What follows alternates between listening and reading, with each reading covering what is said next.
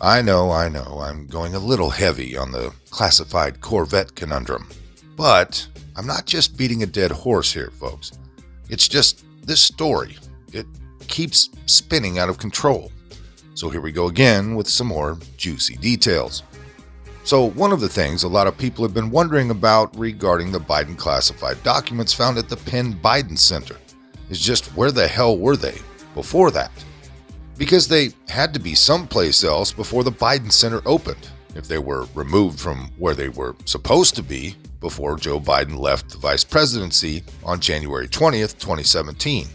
You see, the Biden Center had its official opening in February of 2018. Now there's an answer to that question, and it's an all-encompassing disaster, chock full of mismanagement. In fact, blatant, next-level, arrogant mismanagement. Awesome amounts of stupidity and what looks like Tony Soprano-style corruption. You see, it turns out they were in a, quote, government transition office for 6 months. This according to sources from the Daily Mail. And get this, the, quote, government transition office was located in Washington, D.C.'s Chinatown neighborhood. Yeah, this government transition office was overseen by the Biden Penn Center while the center was being prepared to open. Quote, everything was just moved en masse to temporary space, then moved to Penn Biden, unquote, the source said. That, of course, means those documents may have been exposed to any number of people, from the people who moved them back and forth to the folks at the Penn Biden Center over 6 years. That could have included Biden staff, GSA personnel, and Penn Biden Center officials, who also include current Biden administration officials. Now, here is where shit gets really interesting. So it turns out the woman who oversaw it all was an administrative assistant who had been recommended by Ukraine and China's favorite American. You know who it is, crackhead Hunter Biden. Her name was, get this, Kathy Chung. I shit you not, people. And now it's probably pretty obvious why I made back-to-back videos on this.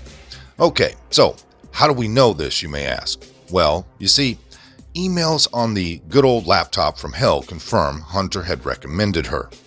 This from the Daily Mail. Quote, Hunter Biden recommended it. They had worked together at Department of Commerce years ago, the person said.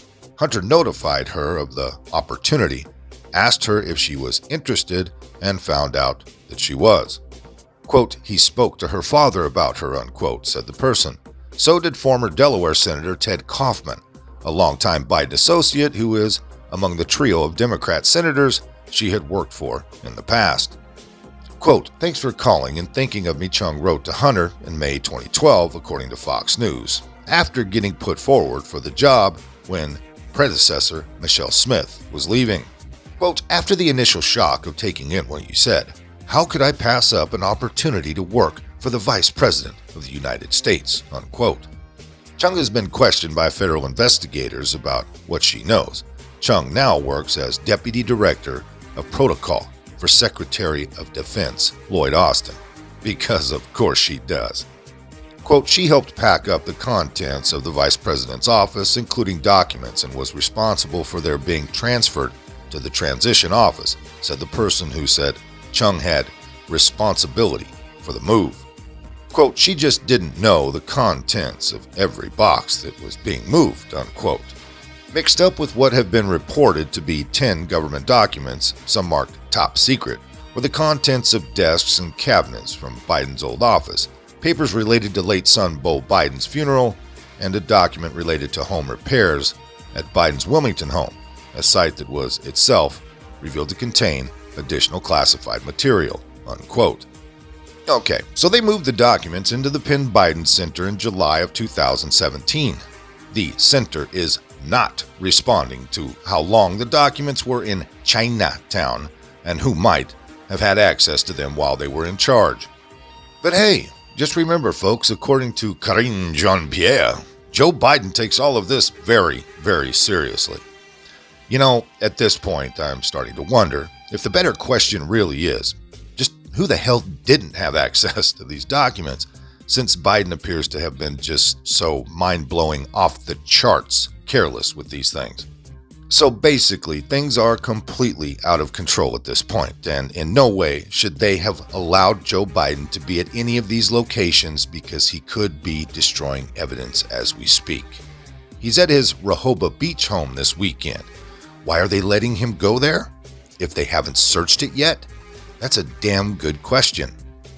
Now, there are reports out there that they may search other locations. Now, just to put a bow on this, all I have to say is imagine what this country's condition would be like right now if this was Donald Trump and they found top secret documents strung out in hotels all across this country. Oh, the humanity. And we begin this Sunday morning with breaking news on the new classified documents seized from Joe Biden's home Friday in a 12-hour search by DOJ officials, and a disturbing new turn in Biden's document scandal. New reports this morning indicate some of the documents were placed at yet another temporary address, this time in D.C.'s Chinatown neighborhood, before traveling to the Penn Biden think tank in D.C., which, of course, paid Biden $900,000 after the think tank accepted donations, millions, from China. Also, the Daily Mail is reporting that the packing up of the documents at the tail end of Biden's vice presidency were overseen by an aide recommended by first son Hunter Biden. We do not know what she knew about the classified documents. Kathy Chung was ultimately reporting. We do not know if she was ultimately reporting back to the Chinese Communist Party. Joining me right now with more on the committee's work following these new discoveries is House Oversight and Reform Chairman, Congressman James Comer. Mr. Chairman, it's good to have you this morning. Thanks for being here. Good morning. Your reaction to these new discoveries, what do we know about the links between Joe Biden and Communist China in terms of the money paid to the Biden family? Has that dictated the way he treats our number one adversary? Look, I think most Americans would be shocked if they saw how many connections the Biden family has to people directly affiliated with the Chinese Communist Party. It's very startling. And with respect to the documents, Maria, I took the president at his word when the first set of documents were found at the Biden Center for Diplomacy that he had just inadvertently misplaced those documents. But now this has gone from just simply being irresponsible to downright scary.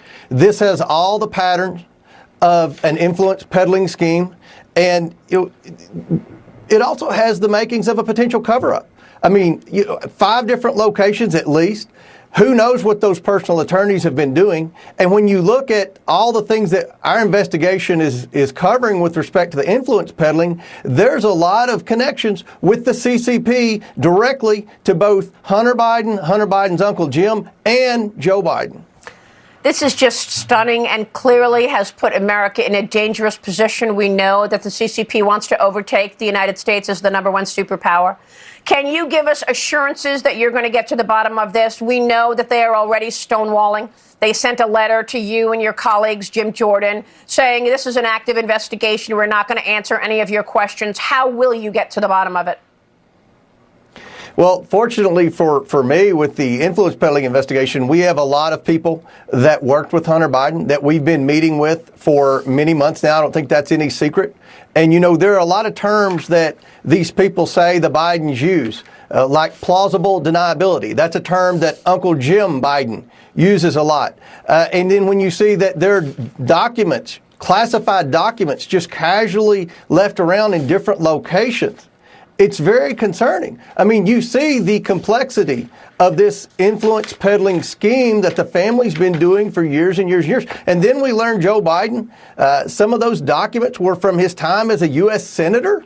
I mean, when Joe Biden was a U.S. Senator in 1977, he worked with Republicans to thwart Jimmy Carter's nominee for the CIA director because he had inadvertently taken classified documents home. So when Joe Biden says he has no regrets, I mean, this is very concerning here.